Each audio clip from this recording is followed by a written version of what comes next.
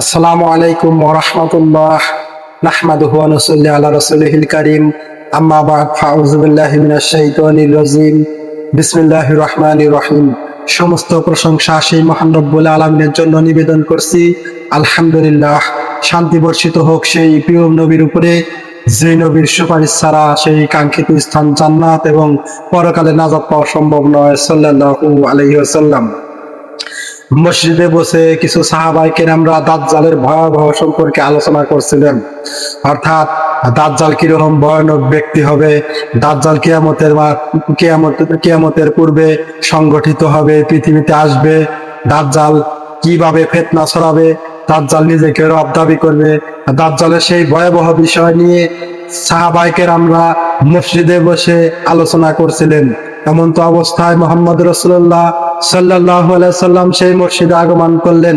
মসজিদে আগমন করে সাহাবায়ে কেরামদের উদ্দেশ্যে বললেন, এ সাহাবীরা, তোমরা কি জানো, তোমরা কি শুনতে পারো, তোমরা কি শুনেছো, তোমরা কি বিষয়টি শুনতে ইচ্ছুক? তোমাদের কি আমি বলে দেব না যে এই দাজ্জালের চেয়ে ভয়াবহ ফিতনা কি, এই দাজ্জালের চেয়ে ভয়াবহ ফিতনা কোন জিনিস, তোমাদেরকে কি জানিয়ে দেব? তখন সাহাবায়ে কেরামরা বললেন যে হ্যাঁ, আমরা রাসূল সাল্লাল্লাহু আলাইহি ওয়াসাল্লাম, মেহেরবানি করে আপনি আমাদেরকে জানিয়ে দিন যে এই দাজ্জালের চেয়ে ভয়াবহ ফিতনা কি।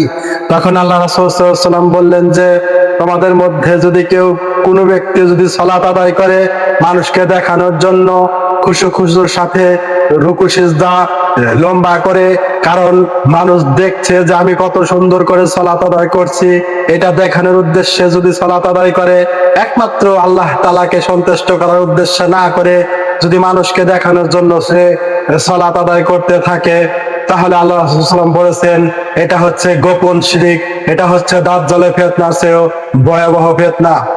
সম্মানিত দর্শক মণ্ডলী, এই হাদিস থেকে আমরা কি মেসেজ পেলাম বা কি শিক্ষা পেলাম?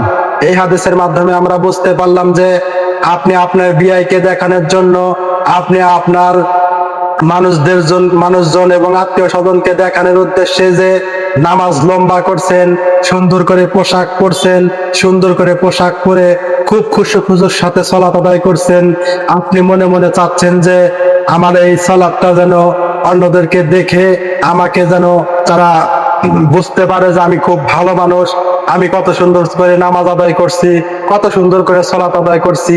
এটা যদি আপনার ভিতরে থাকে, আপনার ভিতরে যদি থাকে আপনার মেহমানকে নামাজ দেখানো, আপনার ভিতরে যদি থাকে আমার বিআই দেখুক, আপনার ভিতরে যদি থাকে যে আমার কর্তৃপক্ষ এই আমার নামাজ কত সুন্দর হচ্ছে এটা দেখুক, এজন্য আপনি নামাজকে দীর্ঘায়িত করছেন, তাহলে মনে রাখবেন রাসূল সাল্লাল্লাহু আলাইহি ওয়াসাল্লাম যে বলেছেন যে সবচেয়ে ফিতনা ভয়াবহ, দাজ্জালের ফিতনা চেয়ে ভয়াবহ এবং গোপন শিরক হচ্ছে যে আল্লাহ তাআলার সন্তুষ্টি অর্জন করা বাদ দিয়ে মানুষকে দেখানোর জন্য সালাত বা নামাজ আদায় করছে।